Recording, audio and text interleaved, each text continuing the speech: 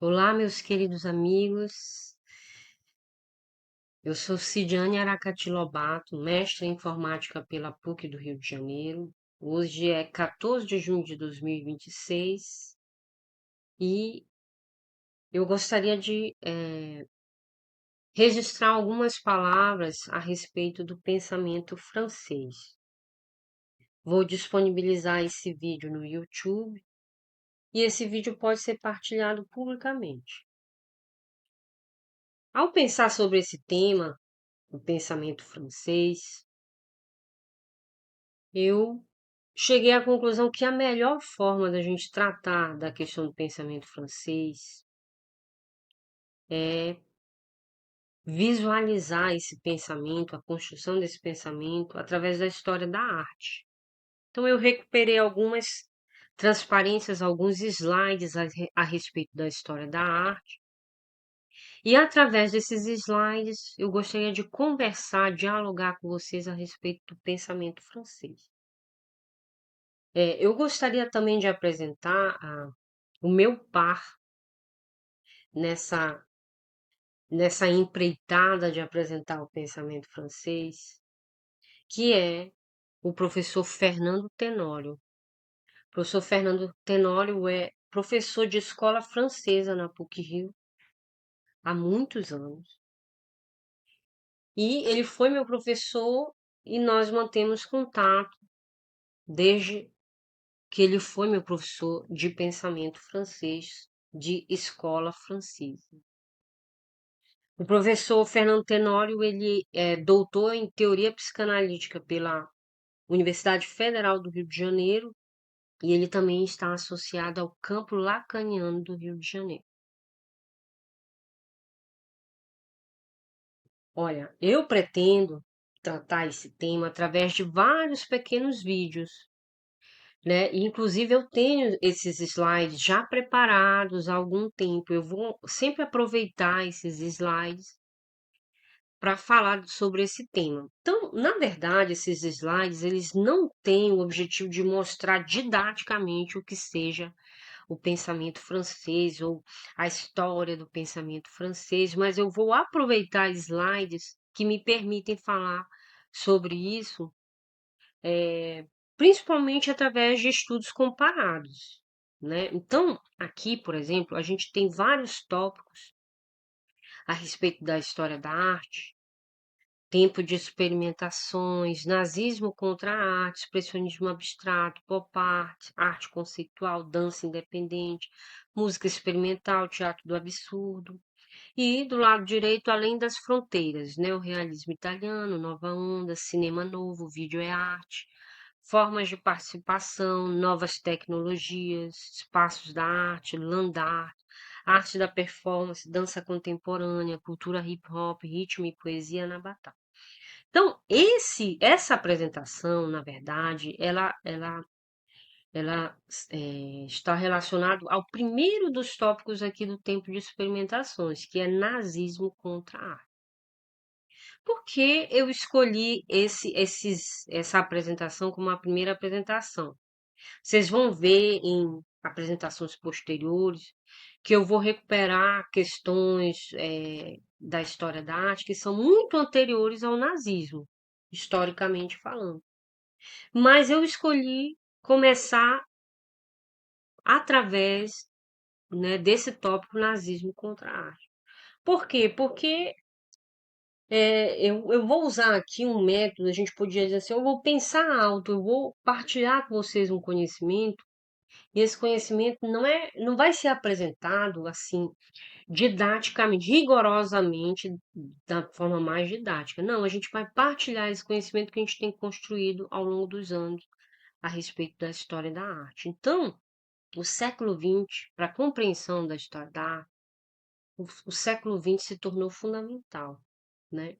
E o século XX, quem conhece a história contemporânea sabe, ele é marcado por vários eventos históricos muito importantes que têm repercussão ainda hoje em nossas vidas, né? Então, muito, né, assim, através de um brainstorm, a gente pode pensar assim, século XX, né? Primeira Guerra Mundial, Segunda Guerra Mundial, a Guerra Fria, né?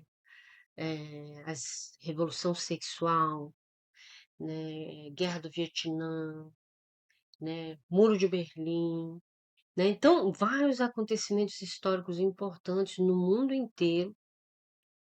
E aí, um desses acontecimentos que é um divisor de águas para a história da arte é exatamente a Segunda Guerra Mundial, né? Vocês sabem que o nazismo está ligado à Alemanha. Então, poderia surgir logo uma pergunta a respeito de, mas por que a gente vai falar de nazismo se o objetivo é falar de pensamento francês? Repito que vamos fazer uma espécie de estudo comparado. Então, quando a gente localiza na linha do tempo o pensamento de outras tradições, comparativamente a gente consegue chegar àquilo que a gente quer dizer a respeito do pensamento francês.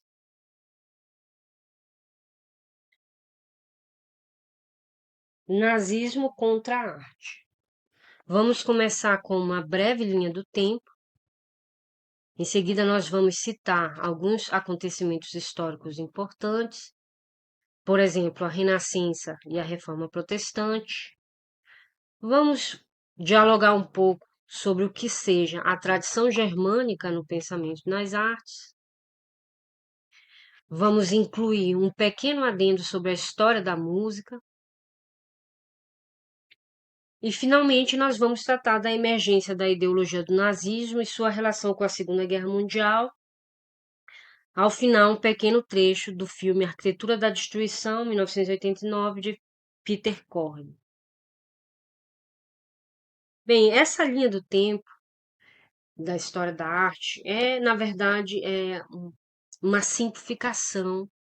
É apenas para que nós tenhamos uma visão inicial do assunto que nós vamos tratar ao longo dessas apresentações. Na parte inferior do slide, nós podemos ver 4 marcos históricos importantes. Eles têm a função de mostrar, né, de delimitar os períodos históricos, apenas para que possamos recordar. Então, tudo o que aconteceu até 4.000 anos antes de Cristo, com o surgimento da escrita, nós chamamos de pré-história. A arte desse período histórico é chamada de arte rupestre. De 4.000 anos antes de Cristo até 476 depois de Cristo, com a queda do Império Romano do Ocidente, nós temos o que nós chamamos de Idade Antiga e a arte correspondente a esse período, que é a arte antiga. Depois nós temos 10 séculos de história que nós chamamos de Idade Média, o que é correspondente ao período onde se desenvolveu a arte medieval. Por exemplo, estilos dessa época, o gótico e o românico. Depois nós temos apenas 3 séculos, desde a tomada de Constantinopla pelos turcos até a Revolução Francesa, que nós chamamos de Idade Moderna. E nesse período histórico, a emergência de vários movimentos artísticos, por exemplo, a arte renascentista, a arte barroca, e no século XVIII, o romantismo, o realismo. Enfim, na Idade Contemporânea, isto é, a partir da Revolução Francesa de 1789, nós temos os diversos estilos da arte contemporânea. Então, voltando àquilo que nós já falamos sobre a questão do pensamento francês, né, apesar de que a França é um país milenar, nos interessa muito o período histórico da contemporaneidade. E esse período histórico ele é iniciado através do acontecimento histórico Revolução Francesa ao final do século XVIII. Então, se isso se iniciou na França, se esse período histórico se iniciou na França, a arte contemporânea, de modo geral, ela vai ter uma relação muito especial com o pensamento francês. E essa é uma das razões para que nós tenhamos escolhido a história da arte como o meio, a lente através da qual nós vamos visualizar a construção do pensamento francês. Claro, nós vamos nos remeter aos períodos históricos anteriores, na medida em que isso for necessário para que nós possamos aprofundar a nossa compreensão sobre a construção histórica do pensamento francês. Essa é uma outra linha do tempo, só que não é gráfica. Essa linha do tempo ela está disposta historicamente, né, através do nome dos movimentos artísticos que surgiram ao longo da história da arte. Né? Então, nós temos ali a arte rupestre no início, 20 mil anos antes de Cristo, arte egípcia, arte judaica, arte grega, arte romana, né? Essas 5 primeiras denominações da arte antes de Cristo, né? Em períodos anteriores a Cristo.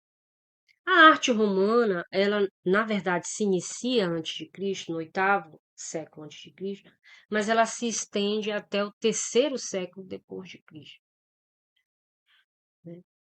Depois nós temos todos os outros estilos, movimentos artísticos que se desenvolveram ao longo do milênio. Né? A arte paleocristã nos primeiros séculos, depois a arte bizantina, o românico, o gótico, o renascimento, o barroco, o rococó, o neoclassicismo, o romantismo, o realismo e todos os estilos que se desenvolveram a partir do impressionismo na segunda metade do século XIX.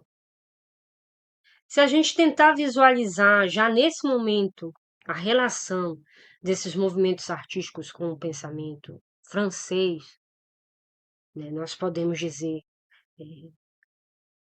que depois de Cristo, né, na era cristã, todos esses estilos se encontram com o pensamento francês e aquilo que se desenvolveu na história da arte na França, especificamente na. Então nós temos a arte cristã na França, nós temos os estilos românico e gótico na França, a arte renascentista, o rococó, que é eminentemente francês, nós temos o romantismo, o realismo e todos os estilos repetindo, desde o impressionismo, que surgiu na França na segunda metade do século XIX, até a arte contemporânea nos séculos XX e XXI.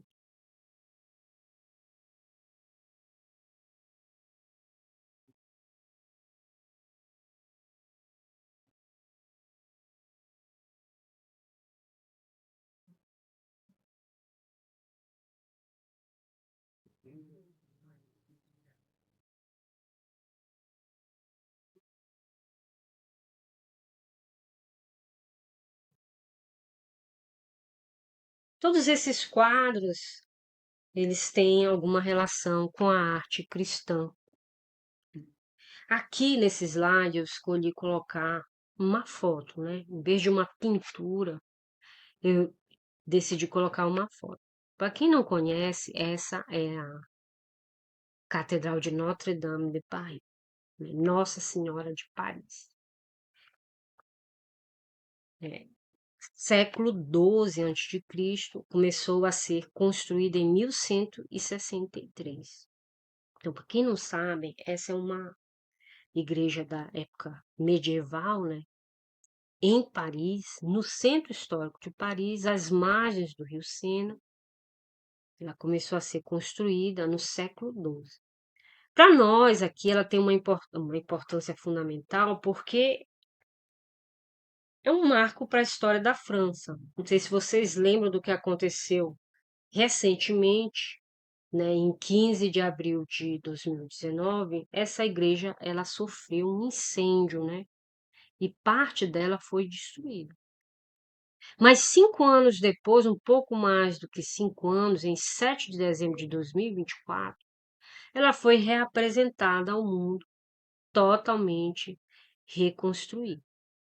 Né? E esse tempo recorde, né, de reconstrução se deveu, né, à contribuição de todos os povos, de todas as nações que reconhecem a importância desse lugar, não somente para a França, mas para o mundo. Né? Então, nós temos essa fotografia. Essa igreja se localiza num lugar às margens do rio Sena, que nós chamamos de Ilha de la Cité, né? A igreja de Notre Dame. O estilo da igreja de Notre Dame é o gótico, né? Séculos 12, 13, é o gótico francês. Essa igreja ela é visitada por milhares de pessoas todos os dias. É muito importante. Eu já tive a oportunidade de visitar essa igreja 2 vezes. A primeira vez eu visitei em 2013.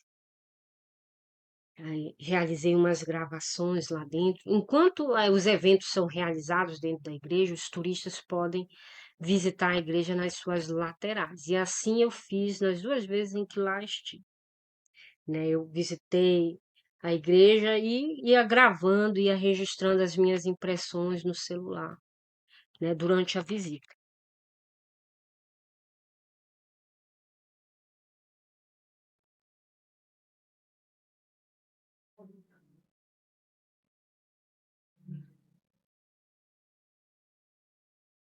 Então a gente termina essa breve recapitulação da linha do tempo da história da arte,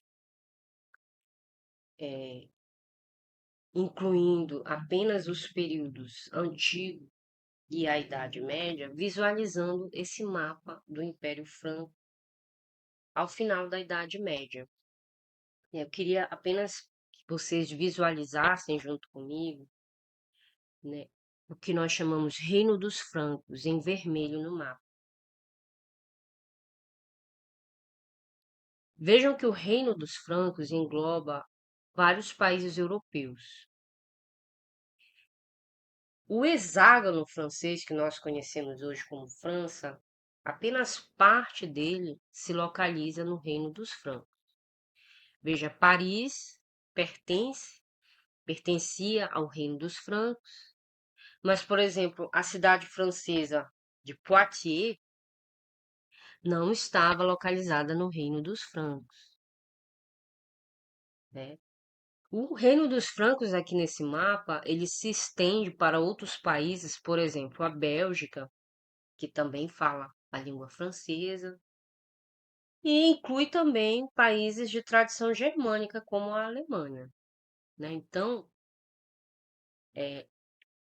Reino dos Francos, aqui, com essa terminologia, eu quero marcar a proximidade entre esses países, né? O quanto a história desses países, ao final da Idade Média, é entrelaçada.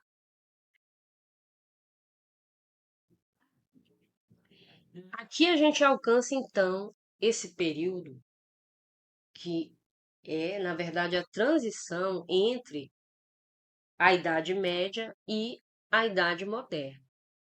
Todos sabem que essa transição ela é marcada pelo que nós conhecemos como Renascença, e eu escolhi tratar das características da Renascença através da arte da música. Em vez de mostrar imagens de pintura ou fotografia, ou mesmo um mapa, eu achei interessante mostrar o momento histórico da Renascença através das características da música renascentista. Então, a música renascentista, sobretudo, ela tem as raízes no gótico. Isso é importante para nós para marcar que a Renascença, apesar do que normalmente se fala sobre ela sim, ela inicia através das características da Renascença. A gente inicia o período da modernidade, mas, por exemplo, na música, a Renascença ela não se remete à cultura greco-romana, né? A música renascentista ela é marcada, né, por características ainda da Idade Média, porque suas raízes, na verdade, se encontravam no estilo, no movimento artístico chamado gótico.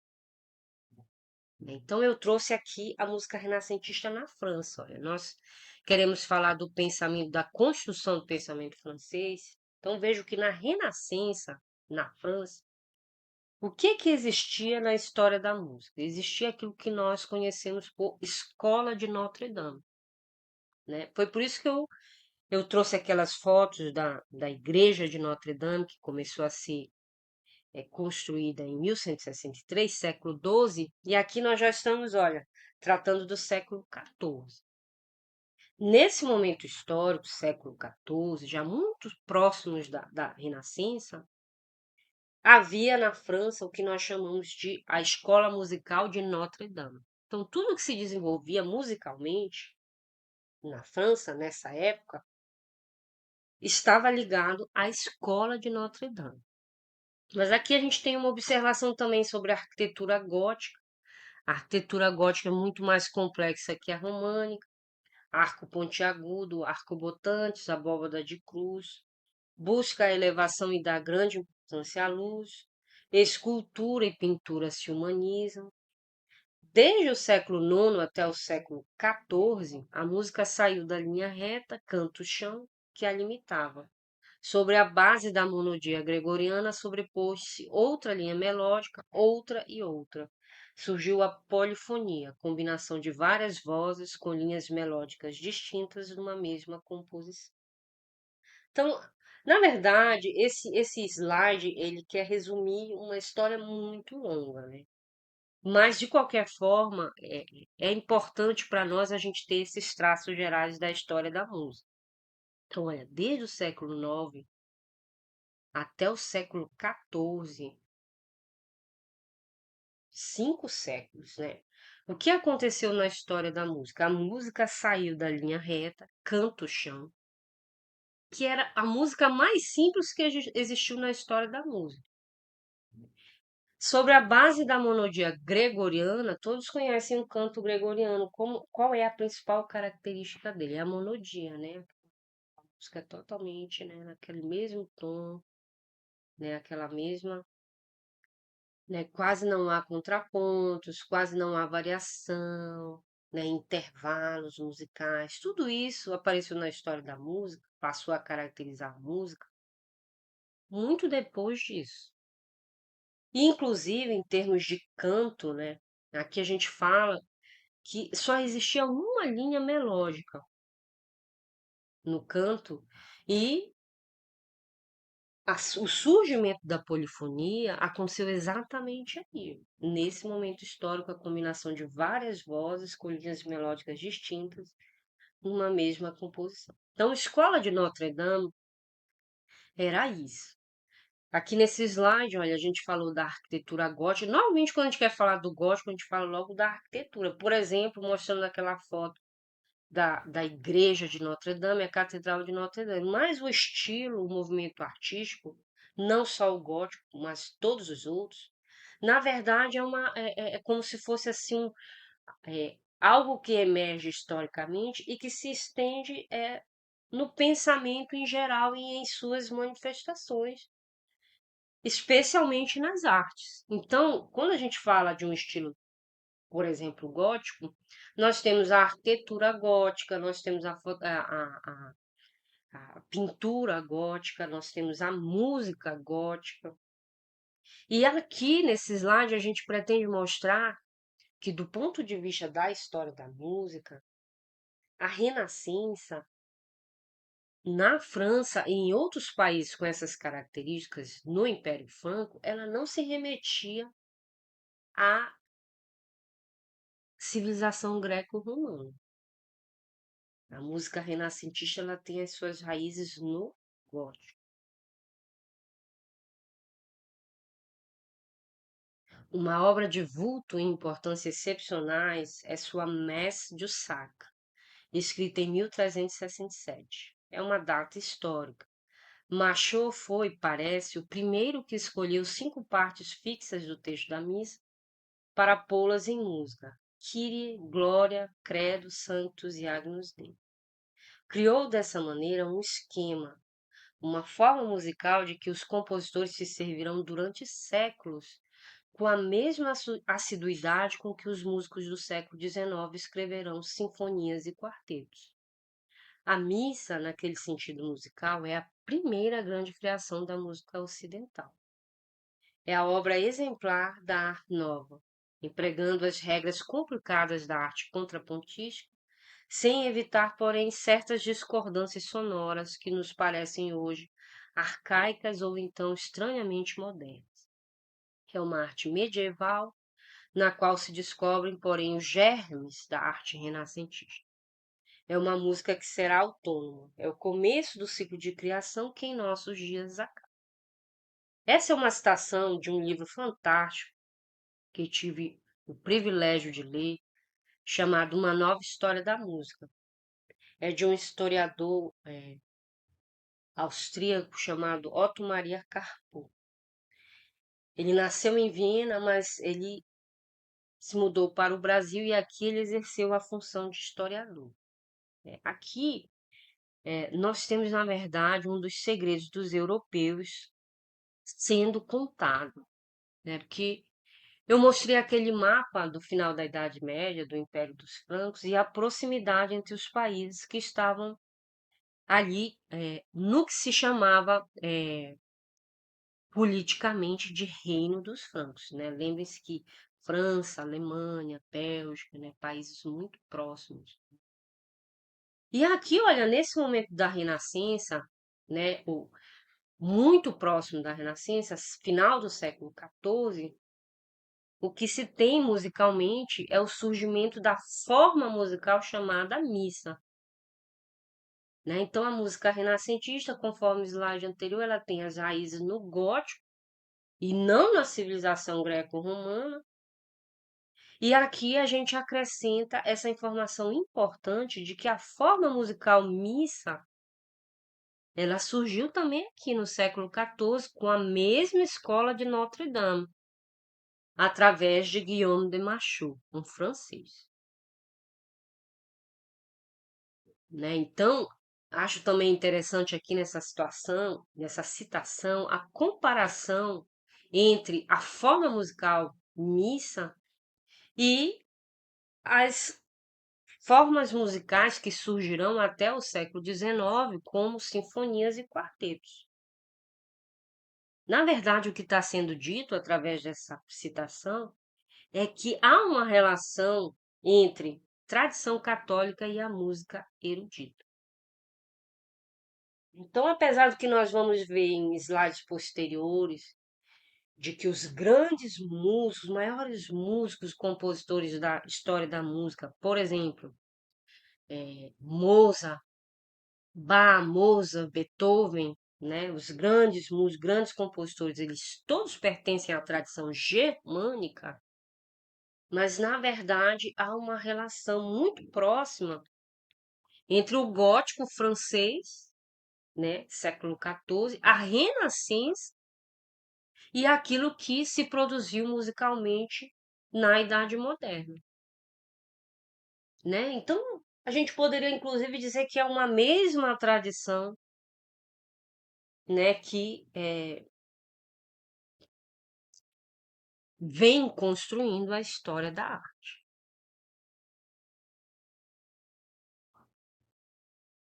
E aqui no final a gente tem a confirmação disso. É uma música que será autônoma. É o começo do ciclo de criação que em nossos dias acaba.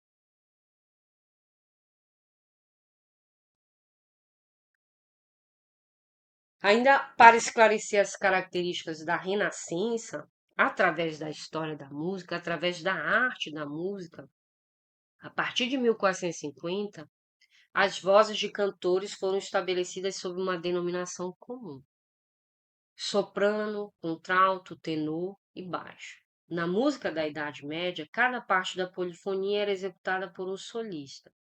No coro renascentista, ao contrário, são vários os cantores que entoam cada parte. Uma novidade consistiu no surgimento da polifonia coral. Então, mais uma vez, esclarecendo aquilo que a gente falou no slide anterior, em slides anteriores, sobre o canto, né? Desde o século IX até o século XIV, houve né, uma construção histórica a partir do canto-chão, que foi a música mais simples produzida na história da música, o canto mais simples produzido, passando pela monodia gregoriana e chegando aqui, olha, quase o final do século XV, ao, ao surgimento das vozes do canto, tão conhecidas hoje como soprano, contralto, tenor e baixo, né? Os vários cantores entoando linhas melódicas diferentes, o surgimento da polifonia coral. Só aí começa a Reforma Protestante. Né? Então, a Reforma Protestante, veja uma proximidade entre esses eventos, né? Porque às vezes a gente tende a pensar assim, dependendo da visão histórica, dependendo de como a gente estuda história, a gente tende a pensar assim, olha, houve uma ruptura absoluta ali no século XVI e a Idade Moderna começou sem nada ter a ver com aquilo que existia antes, né? Não houve nenhuma construção histórica anterior que fosse aproveitável, né? A gente tende a imaginar que a modernidade surgiu assim. Mas olha, Martinho Lutero, que iniciou a Reforma Protestante na Alemanha, ele era um monge agostiniano, portanto, um monge católico, né? Então, por isso, olha, a gente fala uma única tradição, depende do nosso olhar, depende da nossa leitura e interpretação, né? Então, Martinho Lutero, olha, era um monge católico e ele iniciou, né, o que nós chamamos de modernidade através da Reforma Protestante. Essa reforma ela se espalhou por outros países através de outras figuras históricas, por exemplo, na Inglaterra, através do rei Henrique VIII, na França, com João Calvino. E aí, do ponto de vista da música, né, o que acontece? A reforma de Lutero, 1517, marcou o início de uma tradição musical diferente da católica, que daria excelentes frutos na Alemanha e na Inglaterra nos séculos seguintes. A Igreja Luterana aboliu o latim e adotou a língua nacional, o alemão, e substituiu o canto gregoriano pelo coral. Um hino de melodia simples, fácil de lembrar e capaz de ser entoado por todos os fiéis nos ofícios religiosos. Não vê que aqui essa transparência, esse slide parece dizer que há uma coisa completamente diferente que surge no século XVI, uma tradição absolutamente diferente, iniciada por Lutero, né? São duas formas, duas leituras que a gente tem desses acontecimentos históricos, sobretudo dessa transição entre a Idade Moderna e entre a Idade Média e a Idade Moderna. Mas o que gostaria que ficasse para nós é essa relação que nós podemos estabelecer entre aquilo que existia antes da Reforma Protestante ser uma renascença com raízes no gótico francês e a Idade Moderna ser relacionada com a Reforma Protestante iniciada na Alemanha, né? Então, a partir das informações que nós vamos tentando apresentar nesses slides, nessas pequenas apresentações que eu vou postar, a gente sempre vai poder fazer um estudo comparado entre aquilo que esses dois países, a França e a Alemanha, produziram ao longo da história da arte. E aí a gente vai poder decidir se é realmente uma única tradição ou se são tradições completamente diferentes.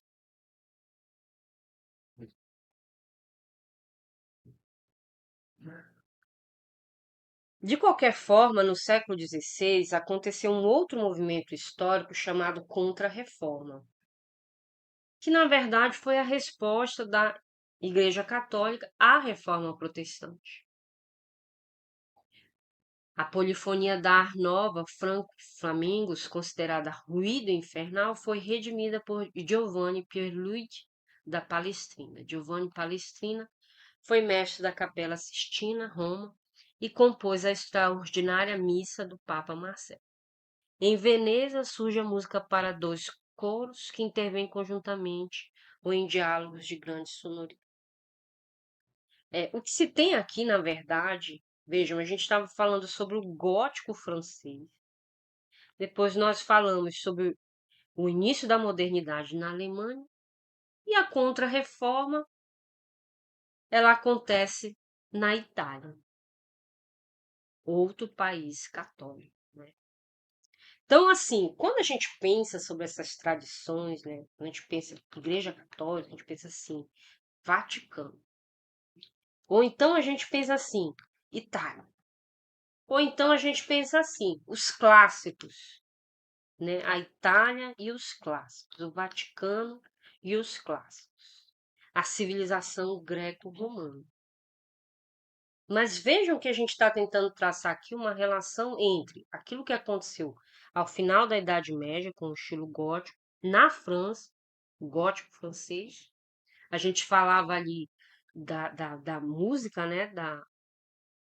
Da polifonia, do surgimento da chamada polifonia, o surgimento da polifonia coral, da forma musical que nós conhecemos por missa, e agora, olha, aqui a gente continua a falar da polifonia, mas na Itália, na Capela Sistina, no Vaticano, na Itália.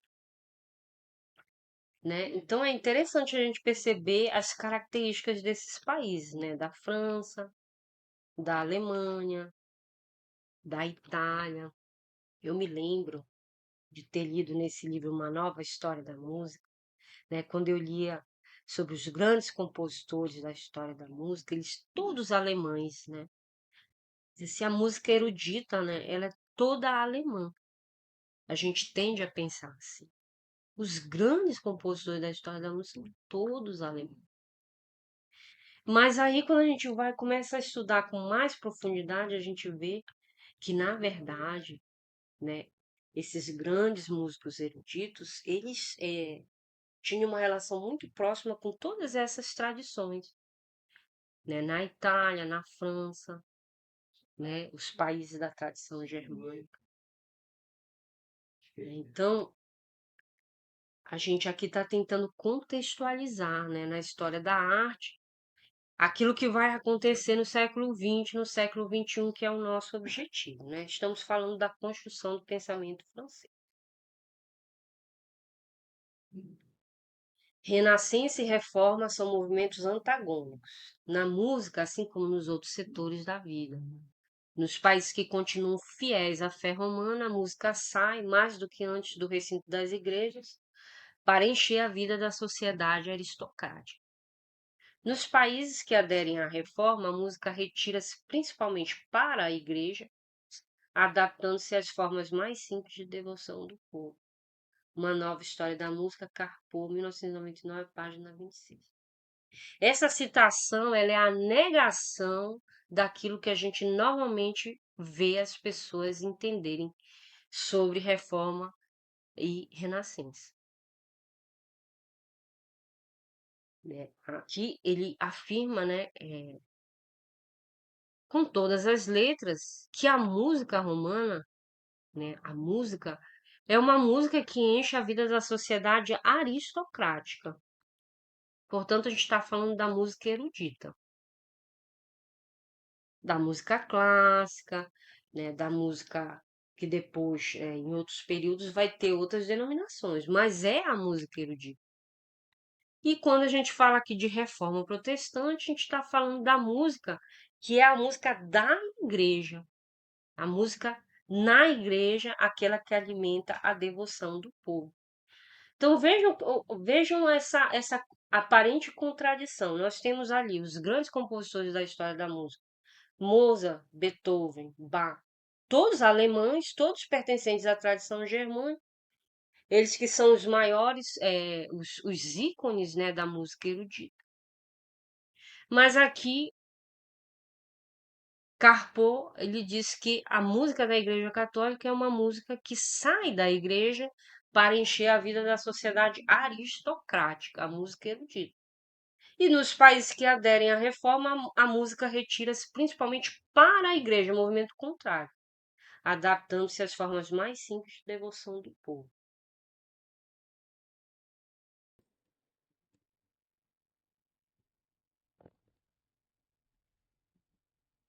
Nesta apresentação, estamos utilizando a expressão tradição germânica para nos referirmos ao conjunto de pensadores, cientistas, artistas e líderes vinculados ao espaço cultural de língua alemã, abrangendo principalmente a Alemanha, a Áustria e outros territórios historicamente germanófonos. Começando por Martinho Lutero, o iniciador da Reforma Protestante e da Modernidade, passando pelos pensadores alemães como Gottfried Leibniz, Immanuel Kant, Friedrich Hegel, Friedrich Nietzsche, Martin Heidegger, Walter Benjamin, Hannah Arendt, pelos importantes sociólogos do século XIX, Karl Marx, Friedrich Engels, Max Weber. Temos ainda o iniciador do movimento psicanalítico ao final do século XIX, Sigmund Freud, bem como o poeta Johann von Goethe, além de importantes figuras históricas como Albert Einstein, Adolf Hitler, Anne Frank e Angela Merkel. Do lado direito do slide, os maiores compositores musicais de todos os tempos: Johann Sebastian Bach, Wolfgang Amadeus Mozart, Ludwig van Beethoven.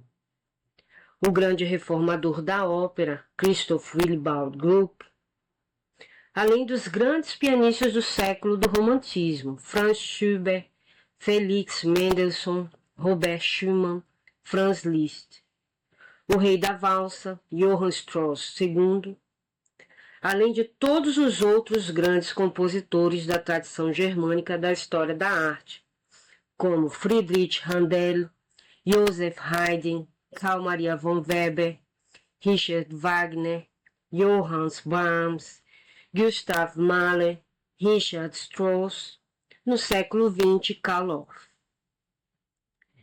Veja que, dos maiores compositores musicais de todos os tempos, apenas Frédéric Chopin não pertenceu à tradição germânica na modernidade. Chopin era filho de mãe polonesa e pai francês.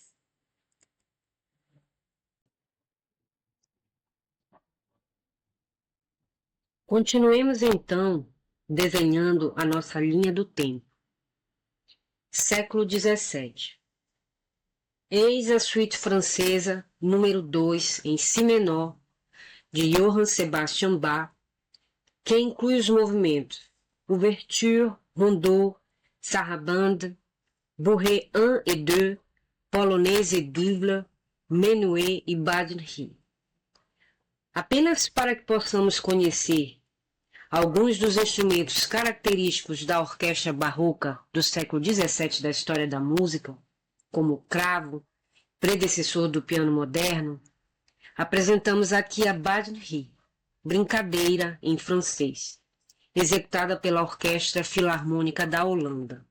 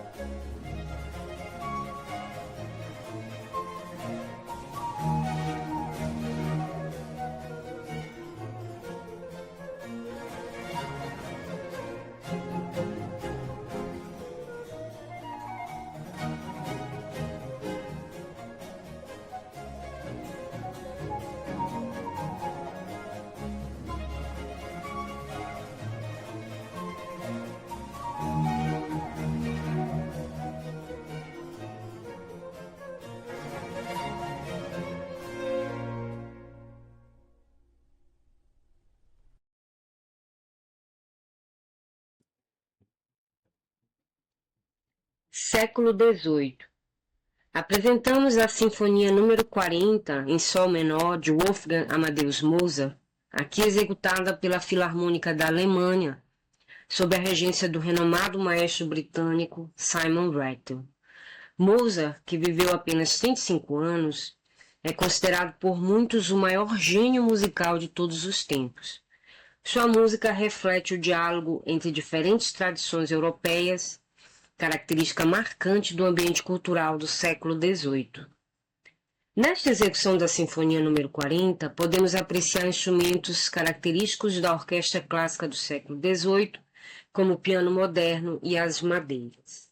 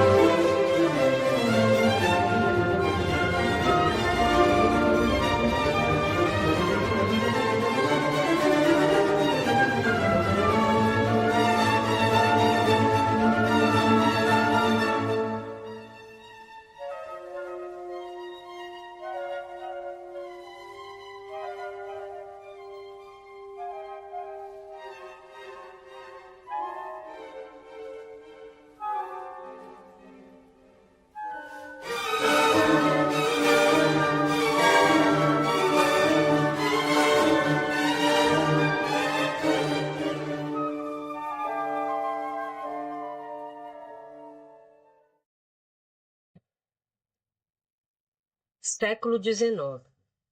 Neste slide, apresentamos a Nona Sinfonia de Ludwig van Beethoven, incluindo os instrumentos musicais surgidos no romantismo do século XIX, e, portanto, todos os naipes de instrumento de orquestra conhecidos hoje, a saber, cordas, madeiras, metais e percussão. Destaque para o coral e o uso da voz, raramente utilizados em sinfonias, após o surgimento da polifonia coral na música medieval, como explicamos quando falávamos a respeito da escola de Notre-Dame de Paris.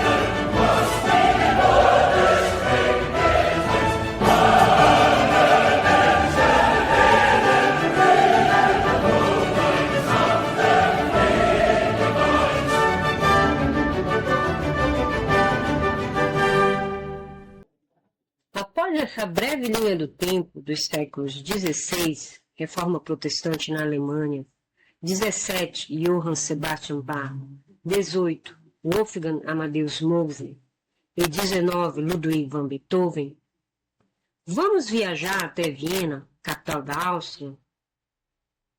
Viena ocupa uma posição singular na história da cultura europeia, por reunir de uma só vez a tradição germânica e a herança clássica. Embora seja a capital da Áustria, seus habitantes compartilham com os alemães a língua alemã e com os italianos a tradição católica clássica.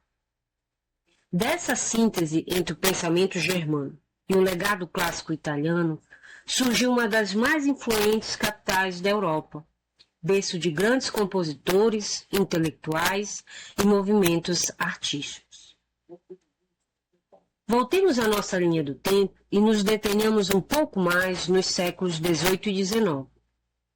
Vejam novamente o nome de alguns dos gênios musicais que pertenceram à tradição germânica. O austríaco Christoph Willibald Gluck, renovador da ópera, o austríaco Franz Joseph Haydn, pai da Sinfonia do Quarteto de Cordas, o austríaco Wolfgang Amadeus Mozart, gênio do classicismo musical, o alemão Ludwig van Beethoven, compositor que viveu em Viena e realizou a transição do classicismo para o romantismo, o austríaco Franz Peter Schubert, mestre do lied romântico, a canção alemã, e o húngaro Franz Liszt, considerado por muitos o maior pianista de todos os tempos. Agora vem a informação mais importante de toda esta apresentação. Ao final do século XVIII, enquanto a Revolução Francesa transformava a França a partir de 1789, Viena era a capital do Sacro Império Romano Germânico. Nesse contexto, Viena tornou-se um dos mais importantes centros políticos, culturais e artísticos da Europa. Lembram do Império dos Francos, na transição da Idade Média para a Idade Moderna, e daquela proximidade que existia na história do pensamento entre a França dos góticos e a Alemanha do católico Martinho Lutero?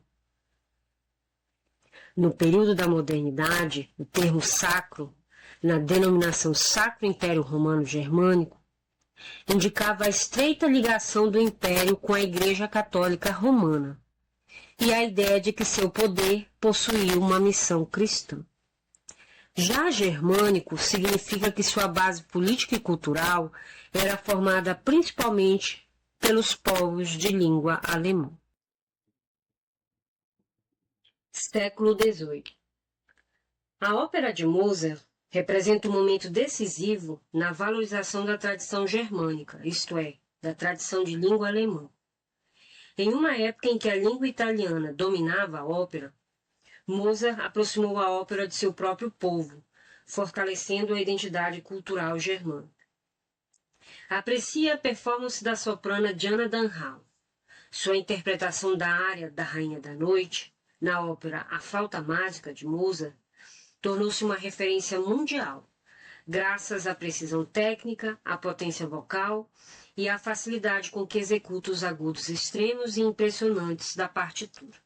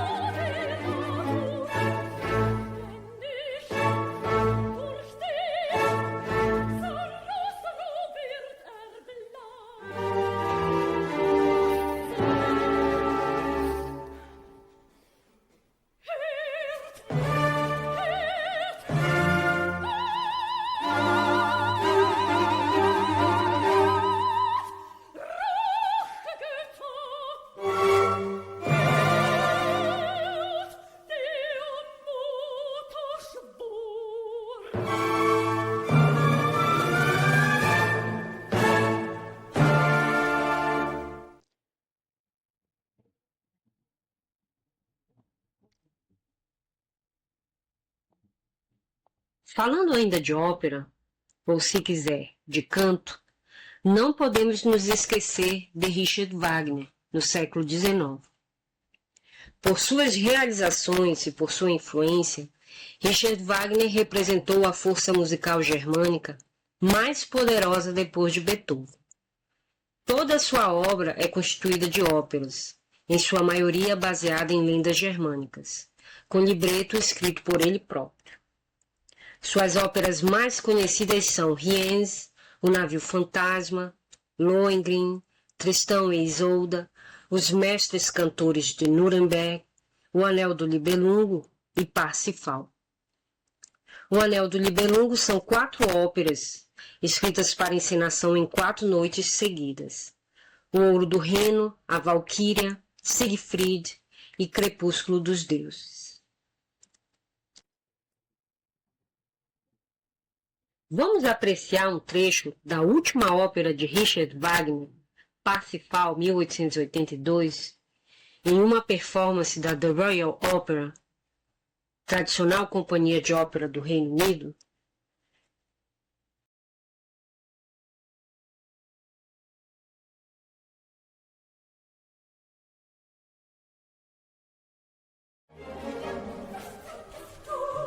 Weil ihr euch streitet,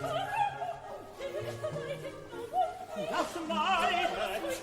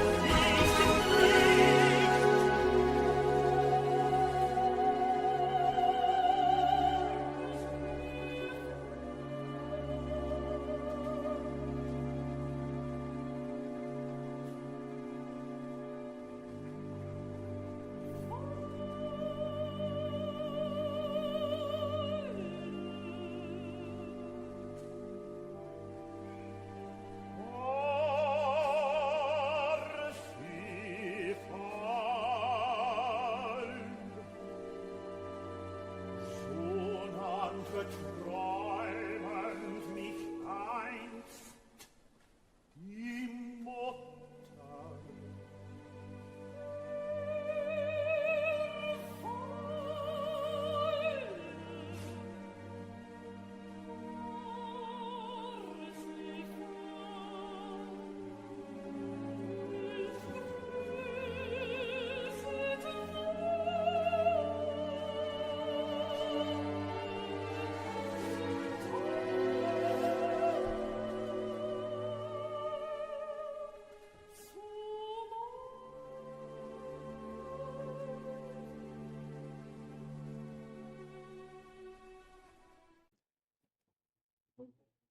Meus queridos amigos, é coincidência que a Alemanha e a Itália tenham estado juntas na Segunda Guerra Mundial? Minha professora europeia defende que não. E esse é mais um dos segredos dos europeus que estou a contar. A Alemanha e a Itália já compartilharam séculos de convivência política, cultural e religiosa desde o período do Sacro Império Romano Germânico, especialmente as regiões de língua alemã e o norte da Itália. Nesse sentido, a aliança entre Hitler e Mussolini pode ser compreendida à luz de uma longa história de aproximações entre esses países. Essa aliança resultou, sobretudo, da convergência entre o nazismo alemão e o fascismo italiano, 2 movimentos totalitários que encontraram interesses políticos e estratégicos comuns no século XX. Vamos finalizar esta nossa primeira apresentação com trechos do documentário Arquitetura da Destruição, 1989, dirigido por Peter Cohen, essa obra poderá nos ajudar a compreender como determinadas concepções do pensamento germânico foram enculturadas pelo movimento totalitário do nazismo no século XX.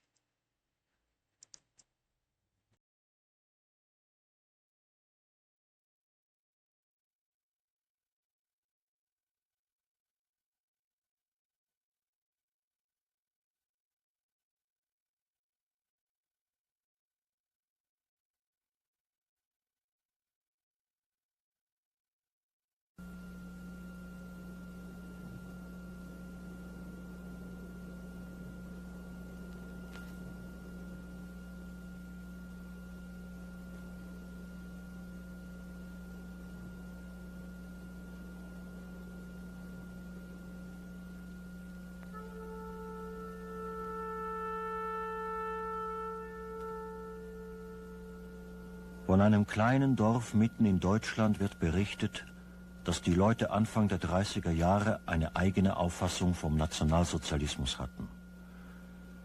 Der Nationalsozialismus, so meinten sie, habe etwas mit Reinheit zu tun. Ja, man glaubte sogar, das Wichtigste daran sei, auf das Sexuelle zu verzichten. Und wenn die alten Frauen im Dorf über diese harte Forderung sprachen, schüttelten sie bekümmert ihre Köpfe und sagten, Nationalsozialismus, das ist schwer. Sowas schafft wohl nur der Lehrer oder vielleicht der Friseur. Wenn auch die Leute im Dorf den Nationalsozialismus auf ihre eigene Weise verstanden, hatten sie doch etwas Wesentliches erfasst, nämlich den Traum der Nationalsozialisten, durch Reinheit und Opfer eine schönere Welt zu schaffen.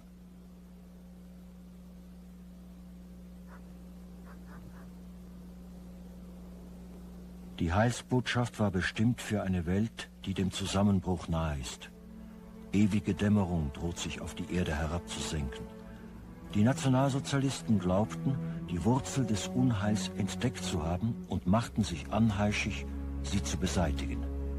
Gereinigt und von Verfall bewahrt, sollte sich ein neues Deutschland erheben, stärker und schöner als je zuvor.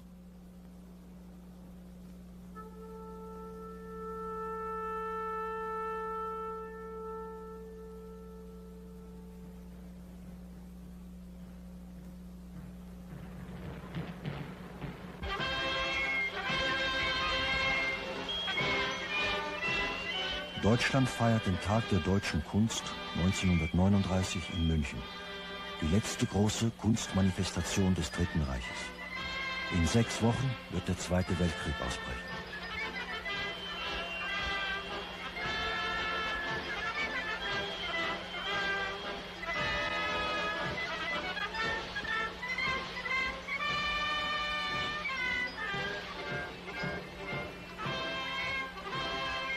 Ja, diese Regierung, die zu mehr als der Hälfte aus Männern besteht, die sich einmal künstlerischer Arbeit widmen wollten, ist sich der Bedeutung des Künstlers als Vermittlers bewusst.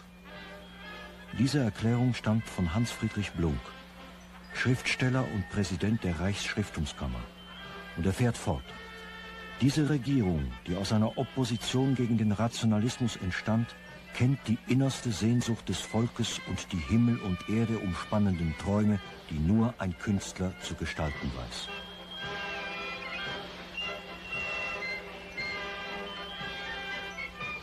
Auch wenn dies eine Übertreibung war, war die Behauptung nicht ganz unbegründet. Von Anfang an schlossen sich der Partei auffallend viele gescheiterte Künstler an. Gescheiterte Künstler prägten später auch die Führungsschicht des Dritten Reiches.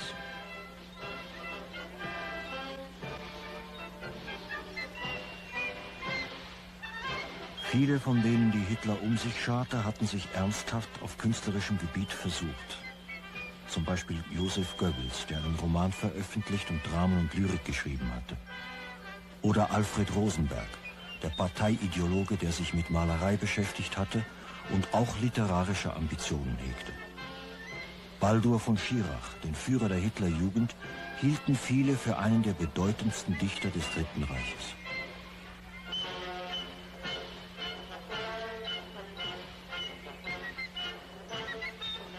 Und Hitler selbst war ein gescheiterter Maler, der davon träumte, Architekt zu werden. Diese Träume hat Hitler nie aufgegeben und seine künstlerischen Versuche lassen sich bis in die 20er Jahre hinein verfolgen. Pedantisch ausgeführte Aquarelle im Postkartenstil.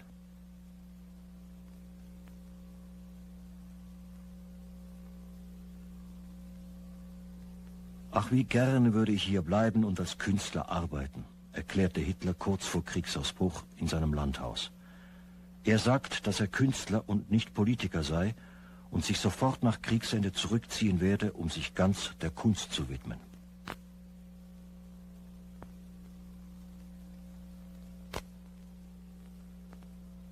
Als 18-Jähriger hatte sich Hitler erfolglos um einen Platz an der Kunstakademie in Wien beworben.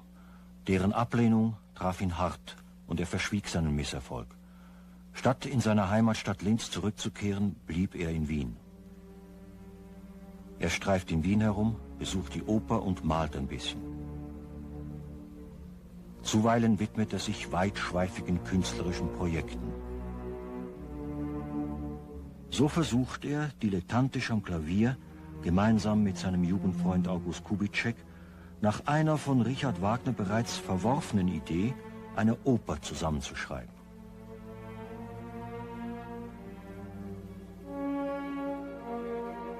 Drei Jahre zuvor hatte Hitler zusammen mit Kubitschek ein entscheidendes Opernerlebnis gehabt. Im Linzer Landestheater sah er Wagners Oper Rienzi.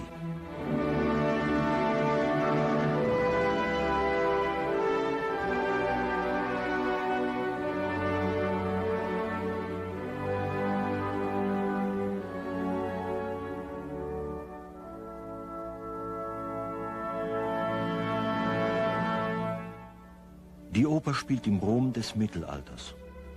Rienzi, der große Volksredner, erhebt sich gegen die römische Oberklasse. Er will die Uhr um 1500 Jahre zurückdrehen und die antike römische Republik wiederherstellen.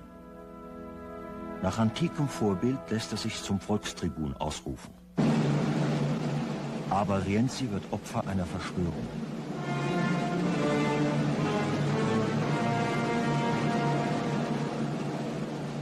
Zuletzt verschanzt er sich kämpfend im Kapitol von Rom, das brennend über ihm zusammenstürzt.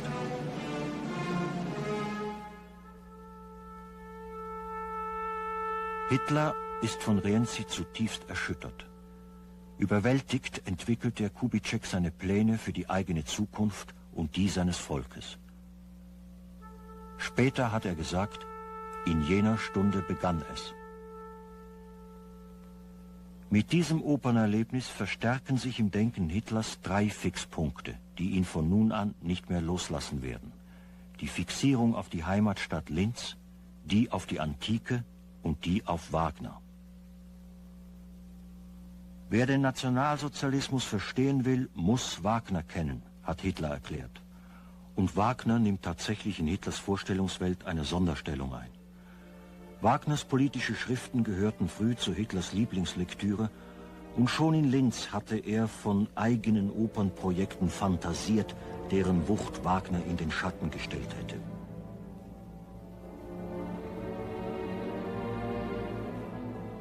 Gerade die Möglichkeiten der Bühne faszinierten Hitler.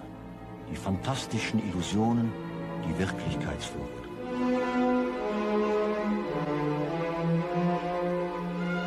In Wagner glaubte Hitler sein Ideal zu sehen, schaffender Künstler und Politiker in einer Person.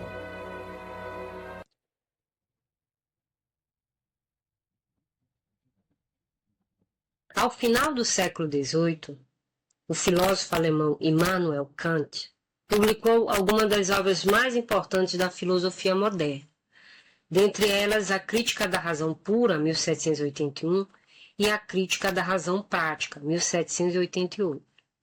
Nessa última obra, Kant desenvolve sistematicamente a noção de razão pura prática. A presença da palavra pura nas duas obras máximas de Kant revela que a ideia de pureza já ocupava um lugar de destaque no vocabulário intelectual da tradição germânica ao final do século XVIII, precisamente quando a Revolução Francesa já se encaminhava para outra direção na França. Além disso, do ponto de vista da filologia ou da história das palavras, é significativo observar que a ideia de pureza já se encontrava consolidada no vocabulário intelectual germânico muito antes do século XX lhe atribuir significados políticos, biológicos e raciais. Essa permanência lexical convida à reflexão sobre como determinadas palavras atravessam os séculos, preservando sua forma enquanto adquirem novos sentidos em diferentes contextos históricos. Será a força do significante? Mais interessante ainda é perceber como a palavra pura, tradicionalmente empregada em diferentes contextos filosóficos, religiosos e culturais, viria a receber, durante a Segunda Guerra Mundial, uma ressignificação radical, ao ser apropriada pela ideologia nazista para fundamentar a noção de pureza sexual.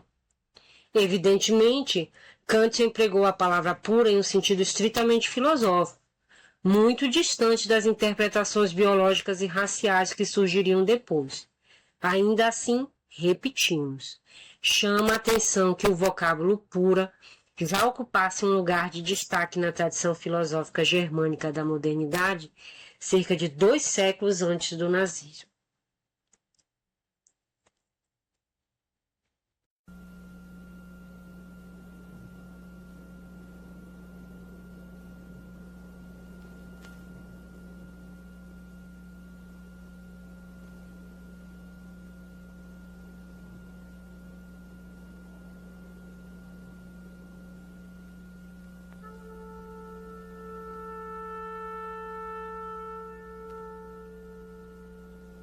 Von einem kleinen Dorf mitten in Deutschland wird berichtet, dass die Leute Anfang der 30er Jahre eine eigene Auffassung vom Nationalsozialismus hatten. Der Nationalsozialismus, so meinten sie, habe etwas mit Reinheit zu tun. Ja, man glaubte sogar, das Wichtigste daran sei, auf das Sexuelle zu verzichten. Und wenn die alten Frauen im Dorf über diese harte Forderung sprachen, schüttelten sie bekümmert ihre Köpfe und sagten, Nationalsozialismus, das ist schwer. Sowas schafft wohl nur der Lehrer oder vielleicht der Friseur. Wenn auch die Leute im Dorf den Nationalsozialismus auf ihre eigene Weise verstanden, hatten sie doch etwas Wesentliches erfasst, nämlich den Traum der Nationalsozialisten, durch Reinheit und Opfer eine schönere Welt zu schaffen.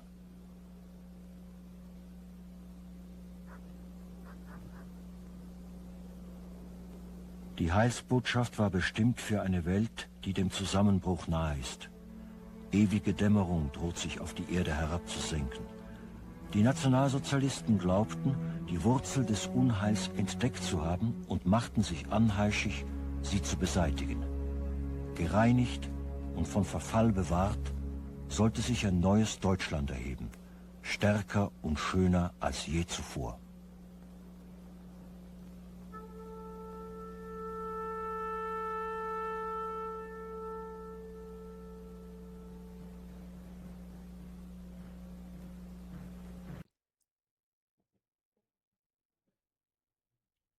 Na segunda metade do século XIX, o filósofo alemão Friedrich Nietzsche desenvolveu uma crítica profunda ao cristianismo, em obras como Assim Falou Zaratustra, Genealogia da Moral e O Anticristo.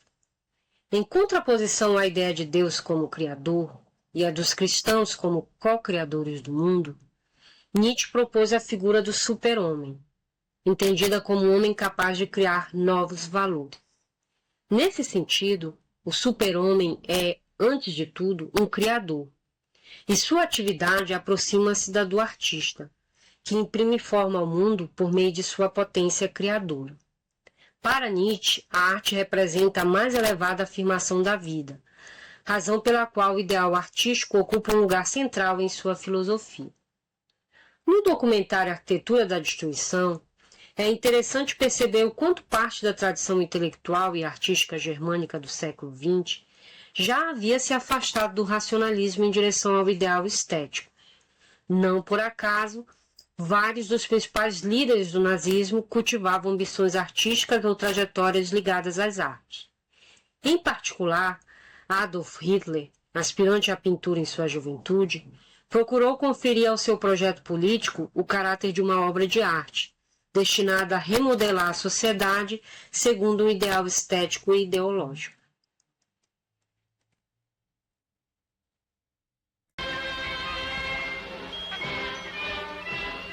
Deutschland feiert den Tag der deutschen Kunst 1939 in München. Die letzte große Kunstmanifestation des Dritten Reiches. In 6 Wochen wird der Zweite Weltkrieg ausbrechen.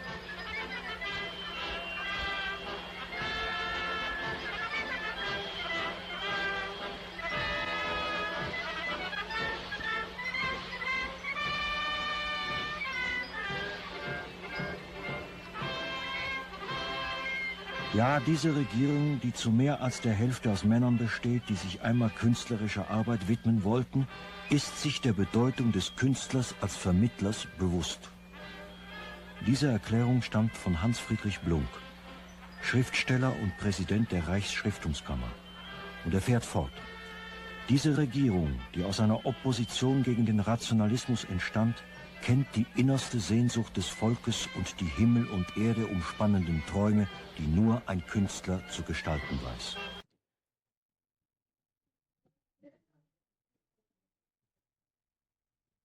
Na segunda metade do século XX, o filósofo alemão Martin Heidegger retomou a reflexão sobre os rumos do pensamento ocidental na conferência O Fim da Filosofia e a Tarefa do Pensamento, 1964. Para Heidegger, a filosofia, tal como havia sido construída desde a Grécia Antiga, exaurira suas possibilidades, exigindo uma nova forma de pensar capaz de ultrapassar os limites do racionalismo moderno.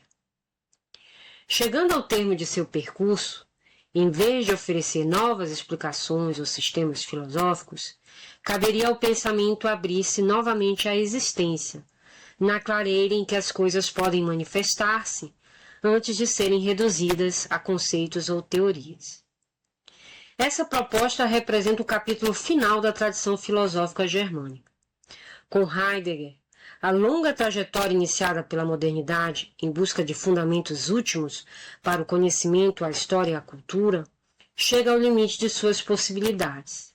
A partir desse ponto, já não se trata de construir novos sistemas filosóficos, mas de reconhecer o fim da filosofia e abrir espaço para novas possibilidades de pensamento, em particular para o pensamento artístico.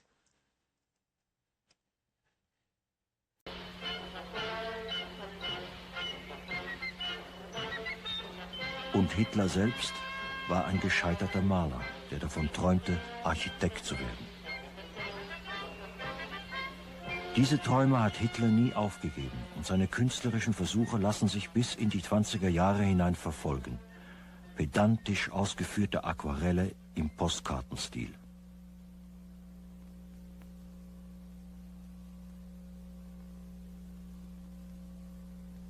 Ach, wie gerne würde ich hier bleiben und als Künstler arbeiten, erklärte Hitler kurz vor Kriegsausbruch in seinem Landhaus. Er sagt, dass er Künstler und nicht Politiker sei und sich sofort nach Kriegsende zurückziehen werde, um sich ganz der Kunst zu widmen.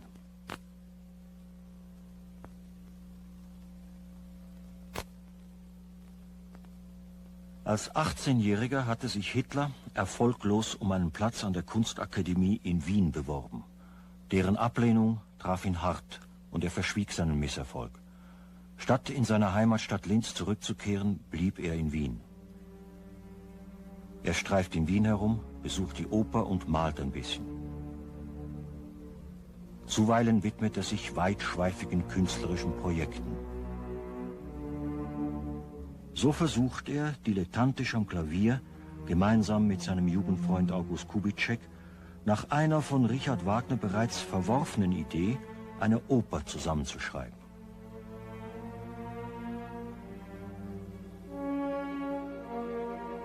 Drei Jahre zuvor hatte Hitler zusammen mit Kubitschek ein entscheidendes Opernerlebnis gehabt.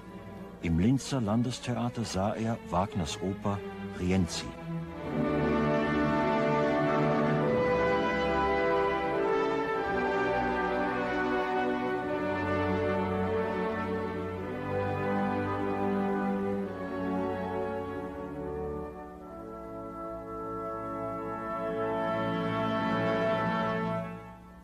Die Oper spielt im Rom des Mittelalters. Rienzi, der große Volksredner, erhebt sich gegen die römische Oberklasse. Er will die Uhr um 1500 Jahre zurückdrehen und die antike römische Republik wiederherstellen. Nach antikem Vorbild lässt er sich zum Volkstribun ausrufen. Aber Rienzi wird Opfer einer Verschwörung.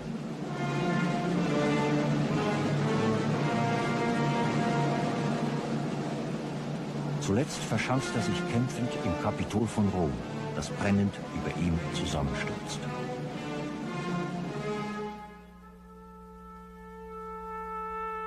Hitler ist von Rienzi zutiefst erschüttert.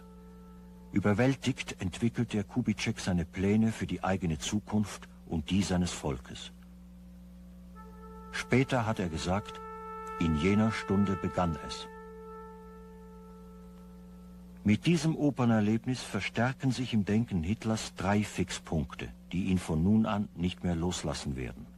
Die Fixierung auf die Heimatstadt Linz, die auf die Antike und die auf Wagner. Wer den Nationalsozialismus verstehen will, muss Wagner kennen, hat Hitler erklärt. Und Wagner nimmt tatsächlich in Hitlers Vorstellungswelt eine Sonderstellung ein. Wagners politische Schriften gehörten früh zu Hitlers Lieblingslektüre und schon in Linz hatte er von eigenen Opernprojekten fantasiert, deren Wucht Wagner in den Schatten gestellt hätte.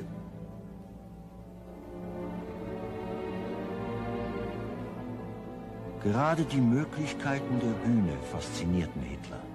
Die fantastischen Illusionen, die Wirklichkeitsflucht.